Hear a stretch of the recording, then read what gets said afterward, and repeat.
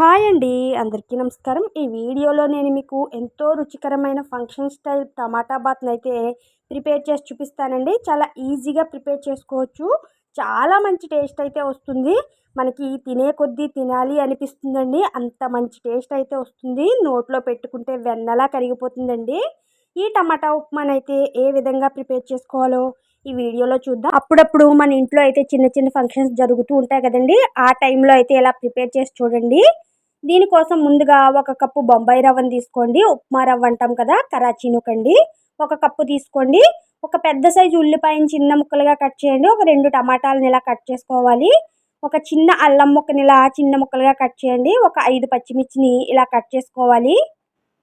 Stove పై ఒక కళాయి పెట్టండి. ఇందులో ఒక 4 స్పూన్లు అయితే ఆయిల్ వేసుకోండి. మనకి ఇందులో కొంచెం ఆయిల్ ఎక్కువే వేసుకోవాలి. ఈ ఆయిల్ కొద్దిగా వేడయిన తర్వాత కొంచెం పచ్చిశనగపప్పు వేయండి. 1 స్పూన్ పచ్చిశనగపప్పు వేసుకోండి. ఇది లైట్గా వేయించండి. వేగిన తర్వాత కొద్దిగా ఆవాలు, జీలకర్ర వేయండి. వేసి చక్కగా ఇలా వేయించుకోవాలి.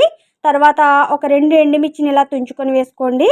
తర్వాత అల్లం ముక్కల్ని వేసుకోండి. మనం కట్ చేసి పెట్టుకున్నాం కదా, వీటన్నిటిని చక్కగా ఇలా ఫ్రై చేయాలి. తర్వాత అయితే కరివేపాకు వేయండి. కరివేపాకును కూడా వేసి చక్కగా వేయించండి. ఇప్పుడు ఉల్లిపాయ ముక్కలు వేసుకోవాలి. ఉల్లిపాయ ముక్కలు ఎర్రగా వచ్చేంత వరకు వేయించాలండి. ఇది వచ్చేసారా ఉల్లిపాయ ముక్కలు ఎంత చక్కగా వేగుతున్నాయో.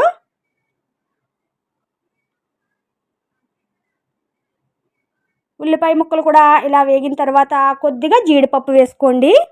జీడిపప్పు వేసి చక్కగా ఇలా ఫ్రై చేయండి.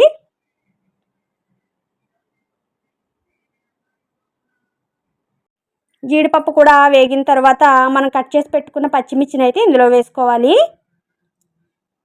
ఈ పచ్చిమిర్చి కూడా ఒక 2 నిమిషాలు ఇలా వేయించండి. ఇప్పుడు మనం కట్ చేసి పెట్టుకున్నాం కదండి ఆల్రెడీ టమాటా ముక్కలు అయితే ఇందులో వేసుకోవాలి. ఇప్పుడు కొద్దిగా పసుపు వేసుకోండి. మీ రుచికి సరిపడా సాల్ట్ వేసుకోండి. వేసుకొని టమాటాలు చక్కగా సాఫ్ట్గా అయ్యేంత వరకు చక్కగా మగ్గించాలి. టమాటాలు అయితే చక్కగా మగ్గాయి కదండి. ఇప్పుడు మనం ఏ కప్పుతో అయితే నూక తీసుకున్నామో, మనం బొంబాయి రవ్వ తీసుకున్నాం కదండి, అదే కప్పుతో 4 కప్పుల వాటర్ అయితే వేసుకోండి. మనకి 4 కప్పులు అయితే కరెక్ట్గా సరిపోతుందండి. ఒక పొంగు వచ్చేంత వరకు చక్కగా మరగనివ్వాలి. ఇదిగో చూసారా, ఇలా ఒక పొంగు వస్తే సరిపోతుందండి. ఇప్పుడు స్టవ్ సిమ్లో పెట్టి ఈ బొంబాయి రవ్వనైతే చక్కగా ఇలా కలుపుతూ వేసుకోవాలి. కలుపుతూ ఉండండి, ఎందుకంటే ఉండలుగా కడుతుంది. వేసేటప్పుడు అయితే కలుపుతూనే వేయండి. ఇలా మిక్స్ చేసిన తర్వాత స్టవ్ సిమ్లో పెట్టి చక్కగా ఉడకనివ్వాలి. ఇదిగో చూసారా, చక్కగా ఉడుకుతూ ఉంది. మనకి 10 నిమిషాల్లో అయితే రెడీ అయిపోతుందండి.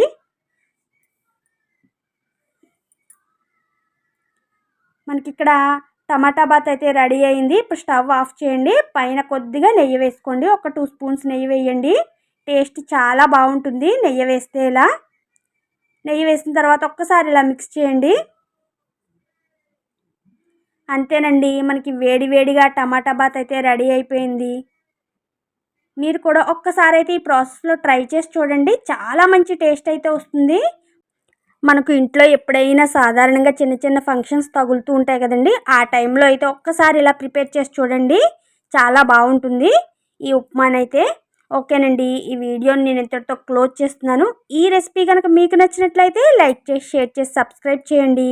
కొత్త వాళ్ళు ఎవరైనా ఫస్ట్ టైం నా ఛానల్ చూస్తే 2-3 వీడియోలు చూడండి. మీకు నచ్చినట్లయితే తప్పకుండా సబ్స్క్రైబ్ చేయండి. చూసారా ఎంత బాగుందో ఈ ఉప్మా అయితే. టేస్ట్ కూడా అంతే బాగుంటుందండి. నోట్లో పెట్టుకుంటే వెన్నలా కరిగిపోతుందండి, అంత బాగుంటుంది. మీరు ఒక్కసారి అయితే ట్రై చేసి తప్పకుండా నాకు కామెంట్ చేయండి. ఓకేనండి, బాయ్.